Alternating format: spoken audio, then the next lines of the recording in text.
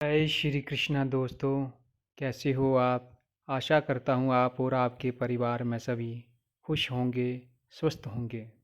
दोस्तों, आज मैं आपके सामने एक ऐसा तावीज़ और एक ऐसा जंतर है जे अगर इसको आपने सिद्ध कर लिया, इसकी ज़्यादा कोई मेहनत भी नहीं है, लेकिन अगर आपने ये सिद्ध कर लिया तो इसमें 33 कोटि देवता ब्रह्मा विष्णु महेश सभी देवताओं के बीज अक्षर इसमें संग्रहित हैं।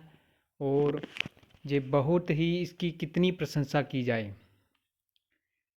ये हर काम करता है, हर काम। इसको पहनने से गरीब से गरीब व्यक्ति भी, दुर्भाग्यवान व्यक्ति भी सौभाग्यवान बन जाता है। उसका भाग्य इस तरह से चमकने लगता है कि दिन प्रतिदिन उसकी उन्नति अपने आप होना शुरू हो जाती है। धन के मार्ग ऐसे ऐसे उसके सामने मौके लगने लगते हैं। धन कितने बहानों से उसको मिलना स्टार्ट हो जाता है। लेकिन दोस्तों, इस यंत्र को मैं सिर्फ टाइम वेस्ट ना करें अपना। इस यंत्र को आप, इस वीडियो को देखकर आप ज़्यादा मन देखो। इस संसार में बहुत कुछ है, बहुत सारी साधनाएं हैं, बहुत सारे तंत्र हैं, बहुत सारे यंत्र हैं, बहुत सारे टोने टोटके हैं। लेकिन आज की ज़िंदगी में इंसान के पास इतना टाइम नहीं होता कि वो 41 दिन के चिल्ले करे। तो फिर भी चिल्ला कामयाब हो या ना हो तो भाग्य पे डिपेंड करता है। देखो, मैं जो भी बोलता हूँ सच बोलता हूँ। तो आज जो ये यंत्र है, इसको आप जो भी मेरा ये वीडियो देखेगा, मैं आपसे यही रिक्वेस्ट करता हूँ कि इस यंत्र को ज़रूर सिद्ध करें। सिर्फ 11 यंत्र रोज़ की लिखनी है। जी, 11 यंत्र आपने 11 दिन लिखने हैं। रोज़ाना आप शाम को ये 11 यंत्र लिखोगे। सोमवार के दिन ये स्टार्ट करने हैं, जहाँ पूर्णमासी को स्टार्ट करें, जहाँ फिर होली, दीपावली, नवरात्रों में कभी भी शुभ मुहूर्त, जहाँ कोई अच्छा सोमवार पड़े जिसमें कोई गंडमूल ना पड़े हों, जो शुद्ध हो, तो या स्वार्थ सिद्धि योग में इसको शुरू करें। तो अपने नज़दीकी किसी पंडित से इसकी जानकारी ले लें। तो उस दिन भद्रा ना हो। सोमवार कोई भी हो सकता है शुक्ल पक्ष का, लेकिन भद्रा काल वाला, उसमें भद्रा हो तो फिर ये जंतर जागृत नहीं होगा। दीपावली वाले दिन भी आप इसको शुरू कर सकते हैं। भोजपत्र पर आपने, अगर आप एक यंत्र आप भोजपत्र पर लिख लेना, बाकी आप जो पहला दिन पहला यंत्र होगा वो आप भोजपत्र पर लिखकर अपने पूजा रूम में स्थापित कर दें। एक लाल कपड़ा थोड़ा सा बिछाकर उस पर चावल पुष्प इस पर चढ़ाकर इसकी पूजा करनी है 11 दिन। और बाकी के 11 यंत्र आपने रोजाना आप सफ़ेद कोरा कागज़, जो जिसमें कोई लाइनें ना हो, वो कागज़ लेकर उस पर आपने अनार की कलम से, और अनार की कलम किस तरह से बनानी है वो पहले अच्छी तरह से सुन ले। उसमें कोई लोहा नहीं लगना चाहिए। जैसे कि हम जो कोई भी हम कलम बनाते हैं किसी लकड़ी की, तो उसमें हम मैक्सिमम क्या करते हैं कि ब्लेड या छुरी चाकू से उसको काटते हैं, छीलते हैं। तो उससे क्या होता है कि उस कलम की जो शक्ति है वो ख़त्म हो जाती है लोहा लगने से। कभी भी आप कोई भी यंत्र ये गुप्त रहस्य नहीं बताएगा कि जो यंत्र वाली कलम बनाई जाती हैं किसी भी धातु की, बहुत प्रकार की कलमें बनाई जाती हैं। अब अनार की कलम बनाई जाती हैं, पीपल की कलम बनाई जाती हैं, नीम की कलम बनाई जाती हैं, अलग अलग लोहे की कलम बनाई जाती हैं। अलग अलग कार्यों के लिए, अलग अलग कार्यों के लिए कलमों का प्रयोग होता है। इसमें अनार की कलम लगेगी। अनार की कलम आप थोड़ी छोटी सी टहनी लकड़ी उसकी आप ऐसे तोड़ लें हाथ से, और उसको पत्थर पे घिसें। पत्थर पर घिस कर उसको आगे से नुकीला कर लें और नुकीला करने के बाद अष्टगंध की स्याही से ये एक तावीज़ लिखें।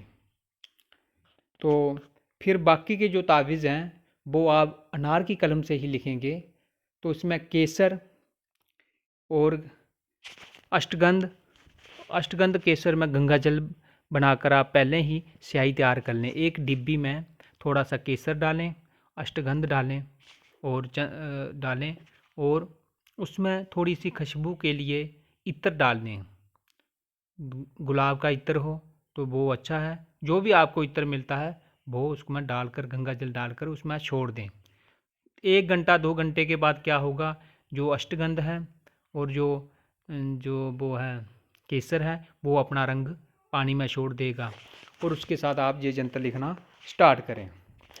रोज़ाना आपने शाम को जंतर लिखने हैं और सुबह थोड़ा सा आटा गूंदें। आटा में थोड़ा सा आप गुड़ डाल लें। गुड़ डालकर 11 गोलियां बनाएं छोटी छोटी। इसको फोल्ड कर उसमें आटे की गोली में डालकर ये आपने मछलियों को खिलाना है।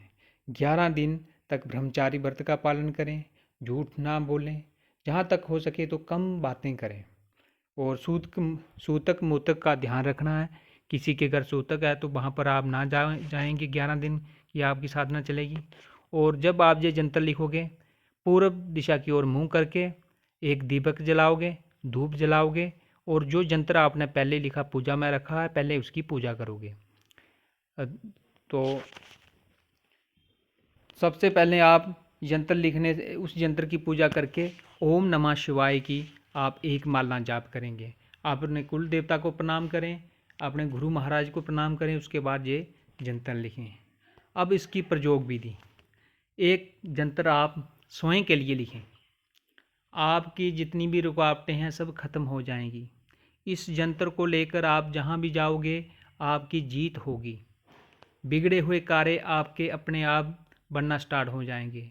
इस जंतर को आप शुभ मुहूर्त में लिखकर एक जंतर अपने घर के बाहर जो चौखट होती हैं वहाँ भी इसको चिपका दें। इससे ये होगा कि आपके घर में कोई भी जादू टोना, जहाँ कोई भी बुरी बला नेगेटिव एनर्जी आपके घर प्रवेश नहीं करेगी। तो इसी तरह एक जंतर बनाकर आप अपनी दाहिनी भुजा में चांदी के ताबीज़ में डालकर पहन लेंगे। इस तरह से अगर जो बच्चा पढ़ाई में कमज़ोर हो तो उसको एक जंतर बनाकर गले में पहना दें। कोई औरत बीमार हो तो जो बीमारी डॉक्टरों से दवाइयाँ खा खा के आप थक चुके हों, तो कोई आराम ना लगता हो, तो उसको क्या करना है, अपने 7 जंतर बनाने हैं। बिना कुछ खाए सुहा कुल्ला करके गंगा जल लेके मिश्री, गंगा जल और तुलसी का एक पत्ता ये पानी में डालकर गंगा जल में इस यंत्र को आपने कलम आप पहले एक जो बनाई है वो फॉरएवर चलेगी, संभाल के रखें उसको। कोरे कागज़ पर आप ये जंतर बना के दे दें और उसको सुबह वो पानी पीना, वो पानी में घोल कर उसमें थोड़ी सी मिश्री डाल दें गंगा जल में और एक तुलसी का पत्ता।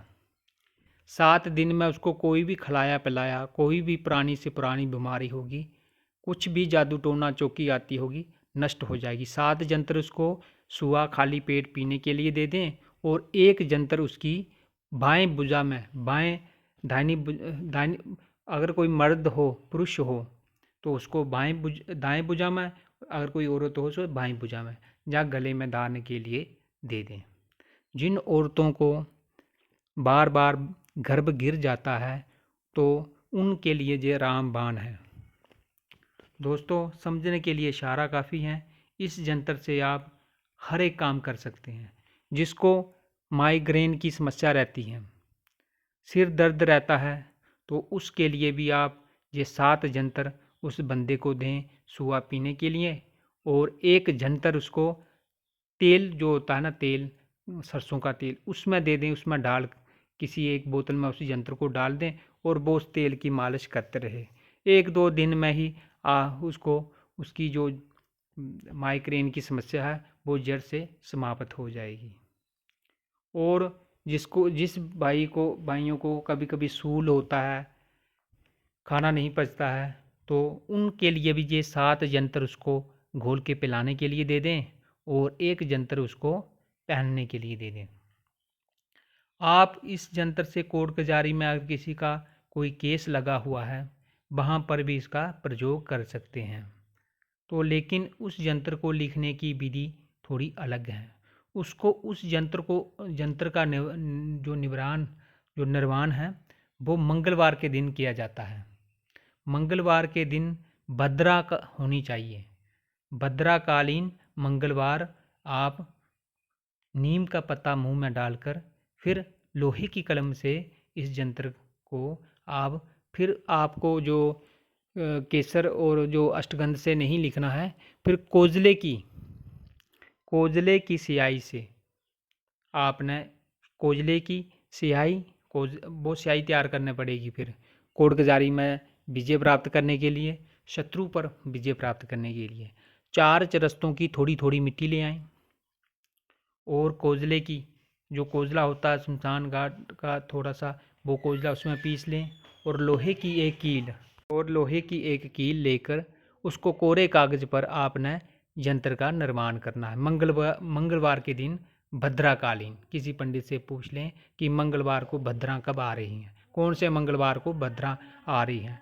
तो फिर आप इस तरह से उस यंत्र को आप क्या करोगे, कोर्ट कचहरी वाला जो यंत्र है उसको अपनी दाहिनी भुजा में डालकर आप उसमें जिस शत्रु के साथ आपका केस चल रहा है उसका भी यंत्र के पीछे नाम लिखा जाएगा और इस यंत्र की पूजा की जाएगी। ओम नमः शिवाय की एक माला का जाप करके और यंत्र राज को प्रणाम करें और बोले कि अमुक व्यक्ति है जिससे मेरा केस चल रहा, इसमें मुझे विजय प्राप्त दो 3 बार बोलना है, तो आपका कोर्ट का केस आपके हक में हो जाएगा। जो शत्रु आपको बार बार परेशान करता है तो उसके लिए इस यंत्र को बनाकर आपने उस व्यक्ति का नाम लेके और यंत्र राज की पूजा करके आपने उस यंत्र राज से प्रार्थना करके उस अमुक व्यक्ति का वो छुटकारा दिलवाने के लिए प्रार्थना करें, वो व्यक्ति आपका पीछा छोड़ देगा। इसी के साथ और भी आप समझदार के लिए इशारा काफ़ी है। इसी के साथ वीडियो लंबी हो रही है, मैं इस वीडियो को विराम देता हूँ। जय श्री कृष्ण।